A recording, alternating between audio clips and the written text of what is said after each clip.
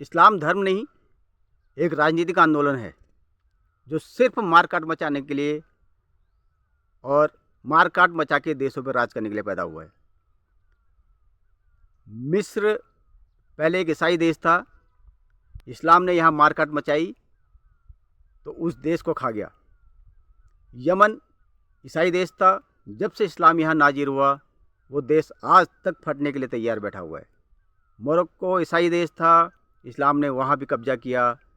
Iraq ईसाई देश था, इस्लाम ने वहाँ भी तलवार के दम पे सलवार पहनवा दी। ईरान का वही हाल हुआ है, आज फिर वहाँ आग लगी हुई है, सिर्फ और सिर्फ इस्लाम के नाम पर। मलेशिया, इंडोनेशिया, बांग्लादेश, पाकिस्तान, अफ़गानिस्तान, ये सारे पहले हिंदू देश हुआ करते थे।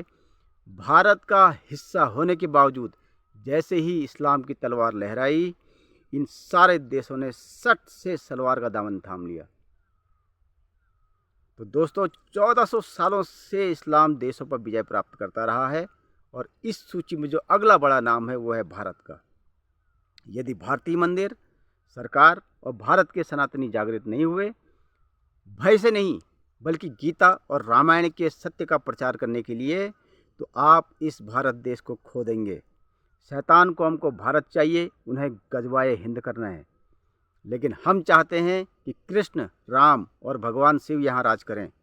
यदि आप कृष्ण, राम और भगवान शिव को चाहते हैं तो आपको मोहम्मद को अस्वीकार करना ही होगा। यहाँ कोई सेकुलर पने का ढोंग नहीं चलेगा।